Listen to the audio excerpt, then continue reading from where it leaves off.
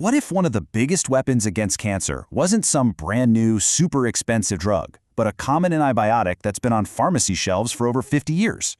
Well, today, we're diving into the incredible story of how a familiar medicine is being given a brilliant new mission to take on one of our toughest diseases. So here's how we're going to break it down. We'll start with this old drug's new trick. Then we'll see how it disarms a tumor, stopping it from spreading. Next, how it starves the very engine of cancer. This all creates a deliberate weakness, setting the stage for a clever 1-2 punch. And finally, we'll ask what this could all mean for the future of medicine. All right, so our story really kicks off with this idea called drug repurposing. It's exactly what it sounds like, taking an old, well-understood drug and finding a completely new job for it. And the star of our show today is Doxycycline. You might have heard of it. It's an antibiotic that's been around for decades, used for everything from acne to infections. But now, it turns out it has a pretty amazing hidden talent.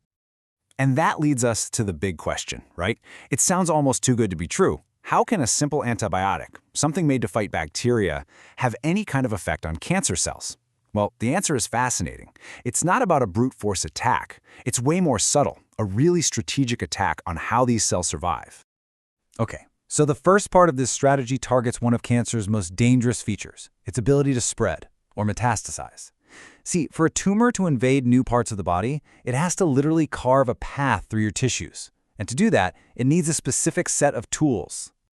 And those tools are these little enzymes called MMPs. Now, the easiest way to think of them is like molecular scissors. Seriously, cancer cells pump these things out to just snip and cut their way through the body's structure, clearing a path so they can invade new territory. So, logically, if you can take away the scissors, the invasion grinds to a halt. And check this out. Here you can see that idea in action. On the left, we've got prostate cancer cells, and all that dark brown stuff shows they're just loaded with those MMP scissors. But look at the right. After being treated with doxycycline, the brown stain is almost gone. The antibiotic is basically confiscating the cancer's tools, leaving it stuck in one place. So the big question is, does this actually work? Well, this data from a breast cancer study says a big yes. You can clearly see the group that got a placebo has a much higher tumor burden. That's the total amount of cancer. But the group that got doxycycline? Way lower. So by taking away those molecular scissors, doxycycline slows down the cancer's ability to grow and spread. But that's just part one. Because, just stopping the spread isn't enough. To really beat cancer, you've got to go after the source, the cancer stem cells. You can think of these as the queen bees of the tumor. They are incredibly resilient. They can create whole new tumors, and they are notoriously hard to kill because they run on these supercharged engines. And that engine, as this research points out, is their mitochondria. Cancer stem cells are just jam-packed with them. Mitochondria are basically the power plants for our cells, and these specific cancer cells have an absolutely massive power grid, giving them all the energy they need to survive and rebuild. Now, this is where doxycycline pulls its second move. It turns out that mitochondria are actually ancient relatives of bacteria. So an antibiotic, a bacteria killer like doxycycline, can mess with them. It specifically gums up the works inside these cellular power plants, basically causing an energy blackout for the cancer stem cells. And this graph right here is the proof. It's measuring how much oxygen the cells are using, which is a perfect way to see how hard their mitochondrial power plants are running. The blue line, that's untreated cells, going full throttle. But that red line, the one treated with doxycycline, look at that. Their oxygen use just plummets. It's visual proof that their power plants are shutting down. But here is where the strategy gets really clever.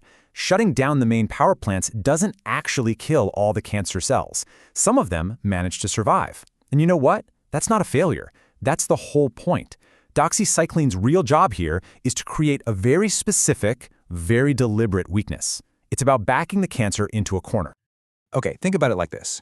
Before doxycycline, cancer cells are flexible. They can use their main engine, the mitochondria, which is super efficient. Or, if they need to, they can switch to a kind of weak backup generator called glycolysis. But after doxycycline takes that main engine offline, all that flexibility is gone. The survivors are now totally 100% dependent on that one weak, inefficient backup generator. And now, they have an Achilles heel.